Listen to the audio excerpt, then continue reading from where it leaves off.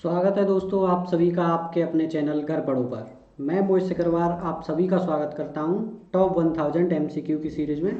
पिछले कुछ दिनों से वीडियोस नहीं बन पा रही थी, कुछ उसके पर्सनल रीजंस थे। तो आज से हम इस सीरीज़ को रेगुलर करेंगे और इसके बारे में जानेंगे। जैसा कि लास्ट क्लास में हमने मुगल वंश की शुरुआत की थी और मुगल वंश के दो राजाओं के बारे में हमने जानकारी हासिल कर ली थी, बाबर और हुमायूं। तो आज हम इसी क्रम को आगे बढ़ाते हुए तीसरे क्रम पर चलेंगे और मुगल वंश का यह दूसरा वीडियो होगा। इससे पहले 13 सेशन हो चुके हैं, उन 13 सेशंस को आप देख सकते हैं। टॉप 1000 एमसीक्यू की सीरीज है, ठीक है। उससे रिलेटेड आपको कंटेंट भी मिलता है और साथ में प्रैक्टिस के लिए आपको क्वेश्चंस भी मिलते हैं जो लगातार एग्जाम में पूछे जाते हैं। वो सारे क्वेश्चंस कंपाइल किए जाते हैं इस वीडियो में। तो चलते हैं दोस्तों इस वीडियो की तरफ और देखते हैं, पहले क्वेश्चन की तरफ चलते हैं। पहला क्वेश्चन क्या कहता है। आज बात करेंगे हम अकबर की 1556 से 1605 ईस्वी में जिसका शासन रहता है। तो वहीं से शुरुआत करते हैं। हुमायूं का पुत्र कौन था? अकबर था और अकबर के ही शासन क्रम में आगे बढ़ेंगे। तो सबसे पहले क्वेश्चन की अगर बात की जाए, किस स्थान पर अकबर को गद्दी प्राप्त हुई? ठीक है, किस स्थान पर अकबर को गद्दी प्राप्त हुई? तो अगर गद्दी की बात की जाए, क्या सरहिंद, कालानौर, लाहौर और दिल्ली? जब 1556 ईस्वी में मृत्यु की खबर आती है, किसकी मृत्यु की खबर आती है? हुमायूं की मृत्यु की खबर आती है, तो तुरंत उसको क्या कर दिया जाता है? कालानौर में क्या होता है? अकबर को गद्दी सौंप दी जाती है। ठीक है, अब ऑप्शन नंबर बी इसका सही हो जाएगा। ठीक है, अब जानते हैं अकबर के बारे में कि अकबर कौन था और क्या उम्र रही थी, क्या तथ्य थे जब वो गद्दी पर बैठा था। जैसा कि आप सभी जानते हैं, अकबर बहुत छोटी अवस्था में गद्दी पर बैठ गया था। ठीक है, अब बात करते हैं अकबर की। अकबर ने 1556 ईस्वी में गद्दी को संभाला था। एक क्वेश्चन लगातार बनता है कि इसके बचपन का नाम क्या था। ठीक है, अकबर के बचपन का नाम क्या था? जलाल। ठीक है, क्या नाम था? जलाल। दूसरा, इसके संरक्षक के बारे में पूछा जाता है। संरक्षक कौन था? बैरम खां। ठीक है, तो यहाँ से 2 या 3 क्वेश्चंस कवर हुए। हुमायूं की मृत्यु के बाद कालानौर में क्या होता है? अकबर को गद्दी सौंप दी जाती है। अकबर छोटी अवस्था में बैठता है, तो इसलिए अकबर की देखभाल के लिए उसका संरक्षक रखा जाता है, बैरम खां। ठीक है, और अकबर के बचपन का नाम क्या था? जलाल था। अब चलते हैं नेक्स्ट क्वेश्चन की तरफ। बैरम खान की मृत्यु किसने करवाई थी? ठीक है, अब जब बैरम खान इसका संरक्षक था, तो पूरी कार्य प्रणाली या पूरी वास्तविक शक्ति जो मुगल साम्राज्य की थी वो किसके हाथों में थी? बैरम खान के हाथों में थी, क्योंकि वो प्रमुख सेना मुख्य अध्यक्ष था। सेना का कार्यभार बैरम खान के अंतर्गत था। एक बच्चा होने के कारण अकबर एक छोटी अवस्था में बैठ जाता है गद्दी पे, तो छोटी अवस्था में होने के कारण वो शासन संभालने की अवस्था में नहीं था। ठीक है, तो बैरम खान उसकी देखभाल करता है। तो इसी चीज़ से परेशान होकर जो आसपास के राजा थे, मुगल सल्तनत को डुबाना चाहते थे और अपने साम्राज्य विस्तार के लिए क्या करते हैं? बैरम खान की मृत्यु कर देते हैं। बैरम खान की जो मृत्यु होती है, बैरम खान की मृत्यु कौन करवाता है?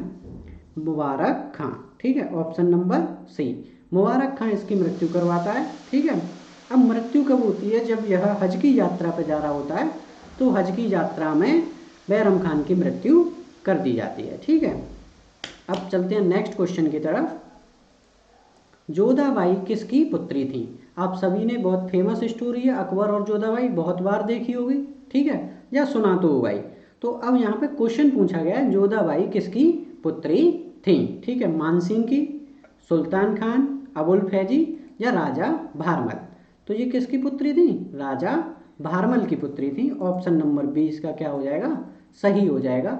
और ये जो राजपूतों के साथ अकबर के वैवाहिक संबंध थे, जोधाबाई उसकी नीम थी। जोधाबाई ने क्या किया था? अकबर के साथ संबंध, शादी हुई थी। ठीक है, तो जो दो अलग अलग साम्राज्य थे, दोनों ही साम्राज्य क्या हो गए थे? एक हो गए थे। ये अकबर की एक सोची समझी थी रणनीति भी थी, जिसमें वो क्या करता था? दूसरे राजाओं को बिना युद्ध में परास्त किए ही अपना शासन उनके ऊपर चलाना शुरू कर देता था। ठीक है, नेक्स्ट क्वेश्चन की तरफ चलते हैं। हल्दी घाटी का युद्ध कब हुआ? यहाँ पे हल्दी घाटी के युद्ध के बारे में पूछा जा रहा है कि हल्दी घाटी का युद्ध कब हुआ था। तो आपके पास 4 ऑप्शंस हैं। 4 ऑप्शंस में से आपको चुनना है कि हल्दी घाटी का युद्ध कब हुआ था। सबसे पहले बात करें 1572 ईस्वी। ये सारे ईस्वी में लिखे हुए हैं। ठीक है, किस में लिखे हुए हैं? ये सारे ईस्वी में लिखे होंगे, ठीक है, AD। तो 1572 नहीं, 1576 इसका क्या हो जाएगा, सही आंसर हो जाएगा। अब हल्दी घाटी के युद्ध के बारे में अगर आपको बताते हैं, हल्दी घाटी का जो युद्ध है किस किस के मध्य होता है, कौन कौन उसमें शामिल होता है, तो अकबर, ठीक है, वर्सेस महाराणा प्रताप, ठीक है, किस किस के बीच में होता है, अकबर और महाराणा प्रताप। इससे पहले महाराणा प्रताप के जो पूर्वज थे राणा सांगा, उन्होंने भी मुगल वंश में, ठीक है, युद्ध किए हैं, लेकिन ये जो 1576 का है हल्दी घाटी का युद्ध है वो अकबर और महाराणा प्रताप के बीच होता है। महाराणा प्रताप इस युद्ध में मारे नहीं जाते, परास्त होते हैं और लगभग वो मैदान से बाहर हो जाते हैं, ठीक है, तो ये आपको ध्यान रखना है। नेक्स्ट क्वेश्चन की तरफ चलते हैं। इनमें से किसे अकबर ने खुद मारा। अब अकबर इतने समृद्ध साम्राज्य को संभाल रहा था तो वो जो खुद युद्ध नहीं करता था, वो क्या करता था, अपने सेना नायकों से युद्ध करवाता था। लेकिन वहीं अकबर ने एकमात्र व्यक्ति, ठीक है, इनमें से खुद मारा था, मतलब खुद उसने उसको मृत्यु के घाट उतारा था। तो वह कौन था, बीरबल? नहीं, बीरबल क्या है, बीरबल को उसने नहीं मारा था क्योंकि बीरबल उसका सबसे प्रिय व्यक्तियों में से एक था। मानसिंह उसका सेना नायक रहा है, मानसिंह को भी नहीं मारता है। राणा प्रताप को कभी अकबर परास्त नहीं कर पाया, ना कभी मार पाया है, ठीक है। ये कहावत भी है कि राणा कभी हारा नहीं और अकबर कभी जीता नहीं, ठीक है। तो बात करते हैं आदम खान, ठीक है, वो कौन सा ऑप्शन है, ऑप्शन नंबर ए इसका क्या हो जाएगा, सही हो जाएगा। आदम खान को क्या करता है, अकबर खुद ब खुद मारता है। क्यों मारता है, क्योंकि आदम खान वो व्यक्ति है जो अकबर की सल्तनत को कब्जा करता है। कब कब कब्जा करता है, 1560 से 1562 ईस्वी में, ठीक है। ये वो शासन पीरियड था जब बैरम खां हज की यात्रा पर निकलता है, ठीक है। बैरम खां कहाँ जाता है, हज। और इसकी जो सरकार है, सल्तनत है, उस सल्तनत को कौन संभालता है, पेटीकोट सरकार। पेटीकोट सरकार, क्योंकि पेटीकोट सरकार इसको क्यों कहा जाता है, क्योंकि इसमें महिलाओं की क्या थी, ज़्यादा पहुंच थी, ज़्यादा जो साम्राज्य था, ज़्यादा जो रसूख था वो महिलाओं का था, ठीक है। इसमें प्रमुख महिलाओं की बात की जाए, महामंगा, ठीक है, महामंगा, और इनकी पुत्री थी जीजी बाई, ठीक है। वहीं इनका ही जो पुत्र था वो कौन था, आदम खां, ठीक है, या अदम खां। तो अदम खां की मृत्यु कौन करता है, अकबर खुद करता है, क्योंकि इसने षड्यंत्र के जरिए बैरम खान की क्या करवाई थी, हत्या करवाई थी, ठीक है। तो यहाँ से पॉइंट क्लियर हुआ। 1560 से 1562 ईस्वी में कौन सी सरकार चलती है, पेटीकोट सरकार चलती है, जिसमें महामंगा, जीजीबाई और अदम खान का जिक्र मिलता है। चलते हैं नेक्स्ट क्वेश्चन की तरफ। पेटीकोट सरकार का समयकाल क्या था, अभी मैंने आपको बताया है पेटीकोट सरकार का समय, ठीक है, तो कौन सा होगा, 1560 से 1562। नेक्स्ट क्वेश्चन की तरफ चलते हैं। पानीपत के युद्ध में अकबर के विरुद्ध कौन था, ठीक है। पानीपत के युद्ध के बारे में बताना है आपको कि पानीपत, अब ये यहाँ पे पानीपत के दो युद्ध हुए हैं। प्रथम युद्ध का पानीपत में अकबर का कोई लिंक नहीं है, ठीक है। द्वितीय जो युद्ध होता है पानीपत का, आपको कमेंट बॉक्स में बताना है कि पानीपत का प्रथम युद्ध कब हुआ था। अब देखिए, आप जब ऑप्शंस पे नजर डालते हैं तो प्रथम युद्ध का इन ऑप्शन से कोई मतलब नहीं है, ठीक है। यहाँ पे केवल और केवल द्वितीय युद्ध की बात की जा रही है। तो पानीपत के द्वितीय युद्ध, या फिर सीधा क्वेश्चन पूछा जा रहा है पानीपत के युद्ध में अकबर के विरुद्ध कौन था, ठीक है। तो पानीपत के युद्ध में अगर बात की जाए तो अकबर का जो विरुद्ध था वो कौन था, हेमू, ठीक है, जिसमें हेमू की परास्त होती है। अकबर ने, एक बात और है, अकबर ने बहुत सारे युद्ध किए हैं लेकिन खुद वह स्वयं युद्ध में कभी नहीं उतरा है। ज़्यादातर सेना नायकों ने, जब वो छोटा था तो बैरम खान, और बाद में उसने सेना नायकों के द्वारा युद्ध को जीता है। अब चलते हैं नेक्स्ट क्वेश्चन की तरफ। इनमें से अकबर का निर्माण नहीं है। अब अकबर के निर्माणों के बारे में बात करेंगे, अकबर ने क्या क्या निर्माण करवाया है, ठीक है। उन निर्माणों में बात करेंगे कि कौन कौन से ऐसे निर्माण हैं जो अकबर ने करवाए हैं, और इनमें से कौन सा ऐसा निर्माण है जो अकबर ने नहीं करवाया। हुमायूं मकबरा, बिल्कुल अकबर ने इसका निर्माण कराया था, ठीक है, हुमायूं का मकबरा। शाही महल बिल्कुल करवाया है। पंचमहल, पंचमहल भी करवाया, साथ में बुलंद दरवाजा, बुलंद दरवाजा, फतेहपुर सीकरी, जोधा महल, ये सारे क्या हैं, अकबर के निर्माण हैं, ठीक है। इनमें से जो दीवाने खास है, दीवाने खास को क्या किया इसने, निर्माण नहीं कराया है। तो नहीं पूछा है तो ऑप्शन नंबर डी हो जाएगा। दीवाने खास का निर्माण किसने कराया है? शाहजहां ने। ठीक है, शाहजहां। तो यहाँ पे ये प्रमुख निर्माण है इसके, हुमायूं मकबरा, शाही महल, पंचमहल, बुलंद दरवाजा, फतेहपुर सीकरी या जोधा महल। यहाँ पे इनमें से किसका नहीं करवाया है? दीवाने खास का। नेक्स्ट क्वेश्चन की तरफ बढ़ते हैं। अकबर का वित्त मंत्री कौन था? अब अकबर के वित्त मंत्री की बात की जा रही है। तो अकबर के वित्त मंत्री आप सभी को ज्ञात है कि अकबर के समय पे 9 रत्न रहते थे। उन रत्नों में से एक व्यक्ति ऐसा था जो वित्त मंत्री के पद पर सुशोभित था। ठीक है, वो व्यक्ति कौन सा था? टोडरमल वह व्यक्ति था जो वित्त मंत्री के कार्यभार को संभालता था। ठीक है, इनमें से अब बात करें, 4 ऐसे व्यक्ति हैं, ठीक है, जो इसके नवरत्नों में शामिल थे। तानसेन, मानसिंह, अबुल फजल, टोडरमल। ठीक है, अब नेक्स्ट बात करते हैं कौन कौन से और ऐसे व्यक्ति हैं जो नहीं थे। बीरबल, ठीक है, कौन सा हो गया? बीरबल, तानसेन, मानसिंह, अबुल फजल, टोडरमल। ठीक है, उसके बाद अब्दुल रहीम, ठीक है, अब्दुल रहीम, मुल्ला दो प्याजा, ठीक है, हाकिम हुमान, हाकिम हुमान, ठीक है, मानसिंह हो गया। अब कौन सा बचा है? हाकिम हुमान, बीरबल, अब्दुल रहीम, मुल्ला दो प्याजा और अबुल फैजी। ठीक है, अबुल फैजी।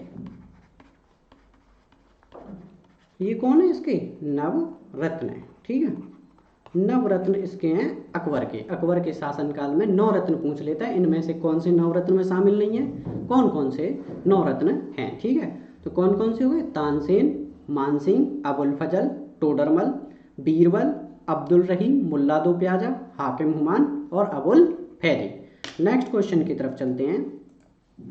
तीर्थ यात्रा कर कब समाप्त हुआ? तीर्थ यात्रा कर की बात की है। अकबर ने अपने समय पर कई सारे करों को लगाया और कई सारे करों को हटाया भी था। ठीक है, अकबर अगर देखा जाए तो अकबर एक शालीन और अच्छे स्वभाव का व्यक्ति था। ठीक है, अगर सभी मुगल शासकों में बात की जाए तो सभी मुगल शासकों में अगर भारत के लिए सबसे अच्छा कार्यकाल किसी का रहा है तो वो अकबर का रहा है।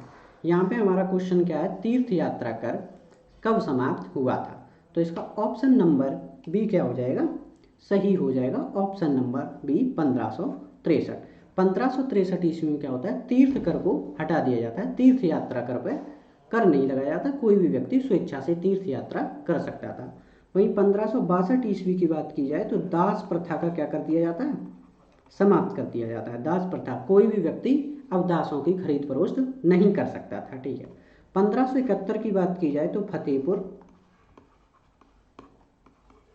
फतेहपुर सीकरी का निर्माण। ठीक है, 1571 ईस्वी में क्या होता है? फतेहपुर सीकरी का निर्माण।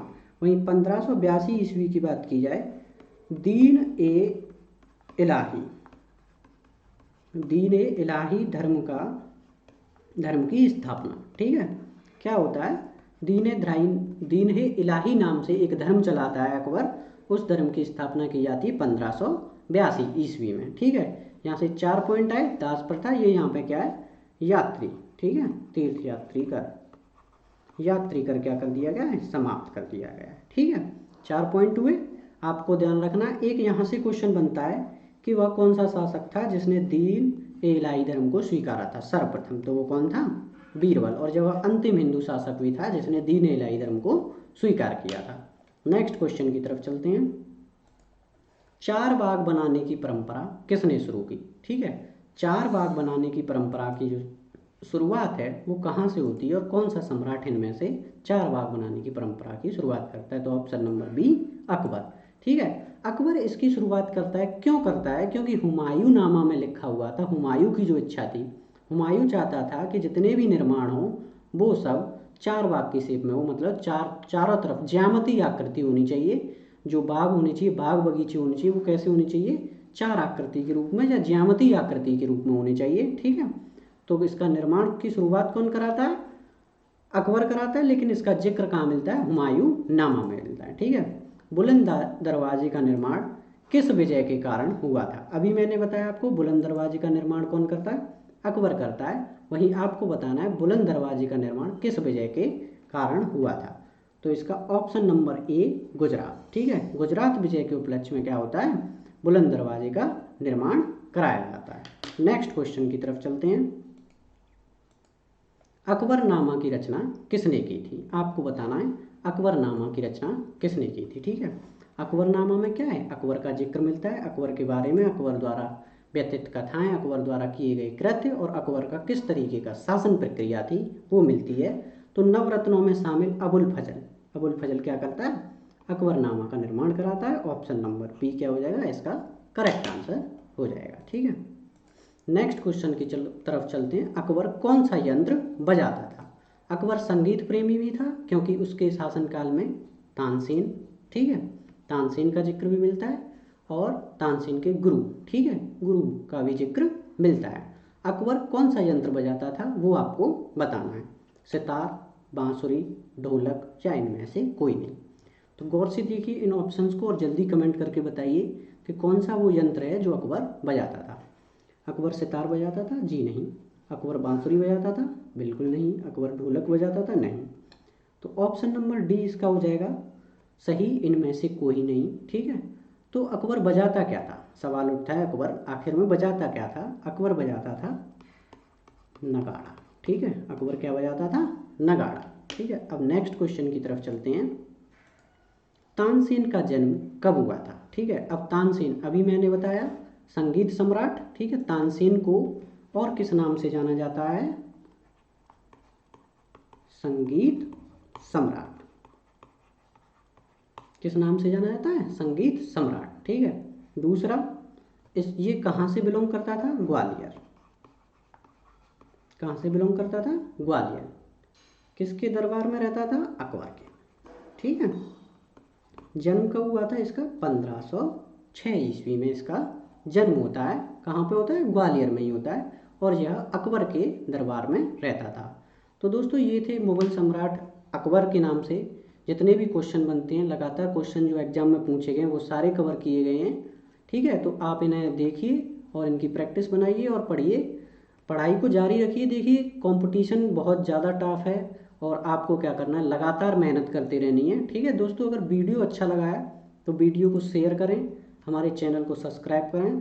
थैंक यू सो मच, और कल फिर मिलते हैं एक नए वीडियो के साथ। ठीक है, अकबर के आगे के मुगल सम्राटों के साथ बातचीत करेंगे और उनके बारे में इम्पोर्टेंट पॉइंट्स और क्वेश्चंस को डिस्कस करेंगे। Thank you so much, bye.